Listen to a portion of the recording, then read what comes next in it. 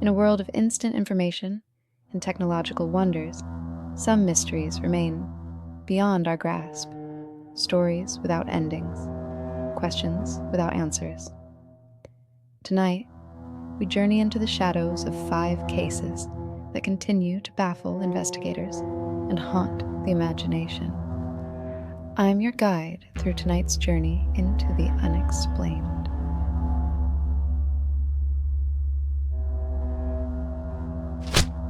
Our first stop takes us to the cold waters of Tasmania, where 20 years ago, a seasoned sailor vanished without a trace.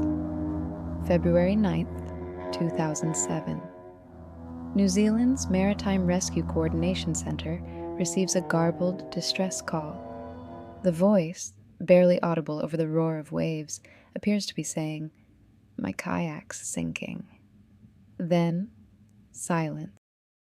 The voice belonged to Andrew McAuley, an experienced Australian adventurer attempting the first solo kayak crossing from Australia to New Zealand, a journey of over 1,000 miles across one of the world's most treacherous bodies of water. McAuley had already paddled for 30 days.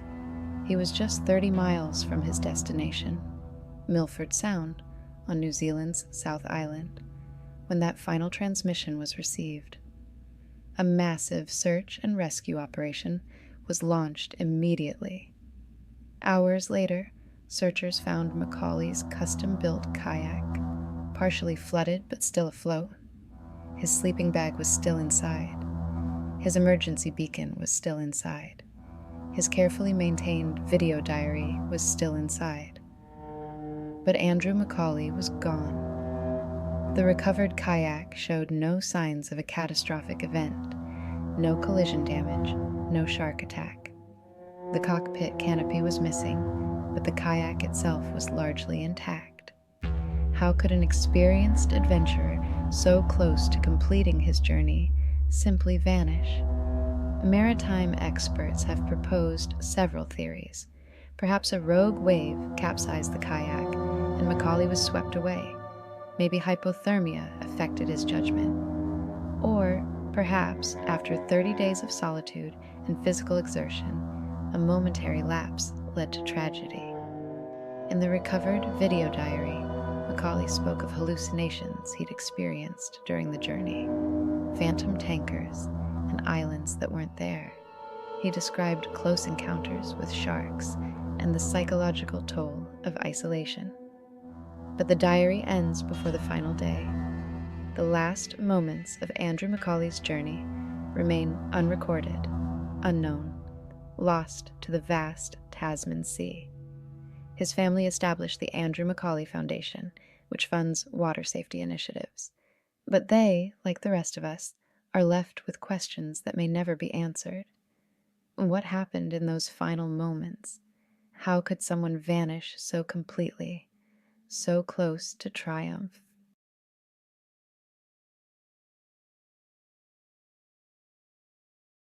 March 13th, 1997.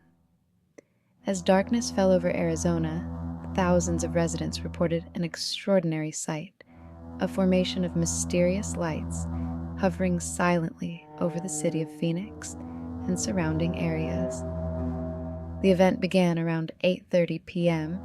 when residents across a 300-mile area from Nevada through Phoenix to Tucson witnessed a V-shaped formation of lights moving slowly across the sky. The formation, described as a mile wide, passed directly overhead, with witnesses reporting it blotted out the stars behind it. What makes the Phoenix Lights case particularly compelling is that it actually consisted of 2 distinct events that night. The V-shaped formation seen traveling from northwest to southeast, and a series of stationary lights that appeared over Phoenix around 10 p.m. These stationary lights, captured on multiple video cameras, appeared to hover in place before disappearing one by one. The footage has become one of the most analyzed pieces of potential UFO evidence in history. The official explanation came quickly. the U.S. Air Force stated that the stationary lights were flares dropped by a 10 Warthog aircraft during training exercises at the Barry Goldwater Range. As for the V-shaped formation, the military offered no explanation. The incident took an unusual turn when then Governor Fife Symington initially mocked the sightings at a press conference, only to reverse his position a decade later. In 2007, Symington admitted he had witnessed the phenomenon himself, describing it as dramatic and inexplicable. "I saw a craft of unknown origin that evening. It was dramatic, and it couldn't have been flares because it was too symmetrical. It had a geometric outline, a constant motion, and an overall solid formation. Skeptics have proposed various explanations: military aircraft in formation, weather balloons, or a chain of satellites. Yet none fully accounts for the breadth of witness testimony or the visual evidence." February 1959. 9 experienced hikers led by Igor Dyatlov venture into the northern Ural Mountains of Soviet Russia. Their planned route was challenging, but manageable for the well-equipped group of skiing enthusiasts from the Ural Polytechnic Institute. When the group failed to return, a search party was dispatched. What they discovered has become one of the most perplexing mysteries of the 20th century. On February 26th, searchers found the hiker's tent on the slopes of Kolatsyakal, a name that translates to Dead Mountain in the local Mansi language. The tent had been cut open from the inside. All the group's belongings, including shoes and coats, remained inside despite temperatures of minus 30 degrees Celsius outside. Footprints in the snow told a disturbing story. 9 people had fled the tent barefoot or in socks, heading downhill toward a nearby forest. The first 2 bodies were found at the edge of this forest, near the remains of a small fire. 3 more bodies were discovered between the forest and the tent. These first 5 victims appeared to have died from hypothermia. But when the remaining 4 hikers were found months later in a ravine, their injuries told a different story. 1 had a fractured skull, 2 had severe chest trauma, injuries the medical examiner compared to those sustained in a car crash. And most bizarrely, 1 victim was missing her tongue. The official Soviet investigation concluded only that the hikers died from a compelling natural force. The case was classified and closed. For decades, theories multiplied. Some suggested an avalanche, though the slope wasn't steep enough to generate one under normal conditions. Others pointed to secret Soviet military testing. The missing tongue and unusual radiation levels detected on some clothing fueled even more speculative theories. In 2019, Russian authorities reopened the investigation, ultimately concluding that an avalanche, triggered by unusual snow conditions, was responsible. Critics point out this still doesn't explain all the evidence, particularly why the hikers cut their way out of the tent rather than using the entrance. What's particularly unsettling about the Dyatlov Pass incident is its timing. The hikers perished in early February 1959, and as we're about to discover, our next mystery, the disappearance of Frederick Valentich, shares an uncanny temporal connection. It occurred on another February day, exactly 19 years later. February 21st, 1978. The skies over Bass Strait between mainland Australia and Tasmania, the same waters that would later claim Andrew McAuley. A 20-year-old pilot named Frederick Valentich is on a training flight in his Cessna 182L. At 7:06 p.m., he contacts air traffic control in Melbourne with a strange report. Melbourne, this is Delta Sierra Juliet. Is there any known traffic below 5,000? Delta Sierra Juliet, this is Melbourne. No known traffic. Melbourne, I am... Seems to be a large aircraft below 5,000. Over the next 6 minutes, Valentich described a large aircraft with 4 bright lights that was orbiting above him. He reported that the object was moving at high speed, had a shiny metallic surface, and was not an aircraft. Delta Sierra Juliet, what type of aircraft is it?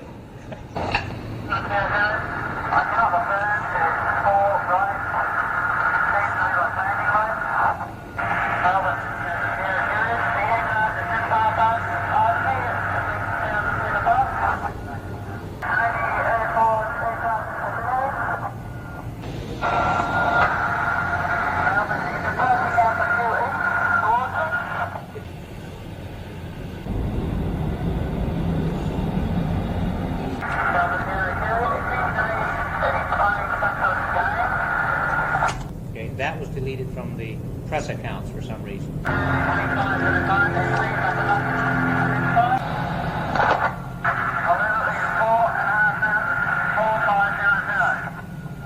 Delta Sierra Juliet, and confirm you cannot identify the aircraft.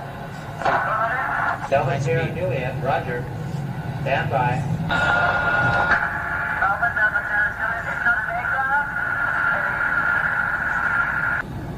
Can you describe the aircraft?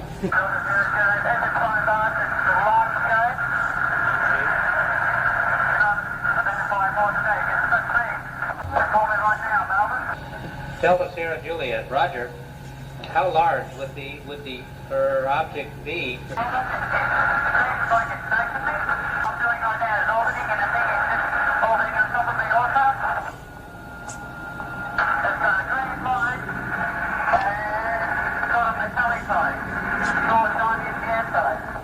Delta Sierra Juliet.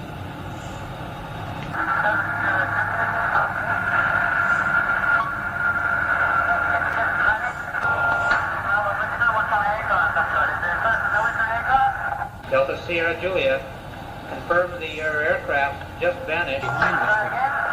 Delta Sierra Juliet, is the aircraft still with you?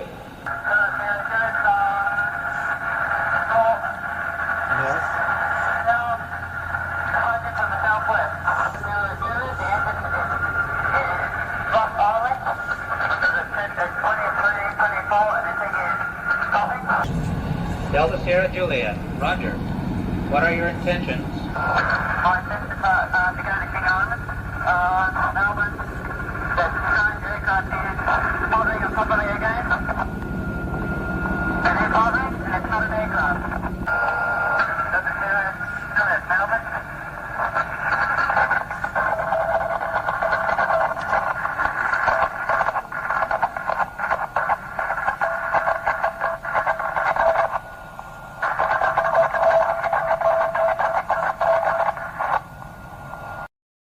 After 17 seconds of unidentified metallic sounds, the transmission ended. Despite an extensive 4-day search covering 1,000 square miles, no trace of Valentich or his aircraft was ever found. The official investigation by Australia's Department of Transport concluded that the reason for the disappearance cannot be determined. The case file remains open. What makes this case particularly compelling is that multiple independent witnesses reported seeing unusual aerial phenomena in the area that evening, including a green light moving at high speed. Bass Strait has a history of unexplained disappearances, leading some to call it Australia's Bermuda Triangle. But the Valentich case stands apart because of the pilot's own detailed description of the encounter in his final moments. Like Andrew McAuley, whom we discussed earlier, Frederick Valentich vanished in the waters between Australia and Tasmania. Both men disappeared while pursuing their passions. Both cases remain unsolved decades later. We've explored mysteries of the sea and sky. For our final case, we return to land, to a frozen forest, a 4-decade mystery.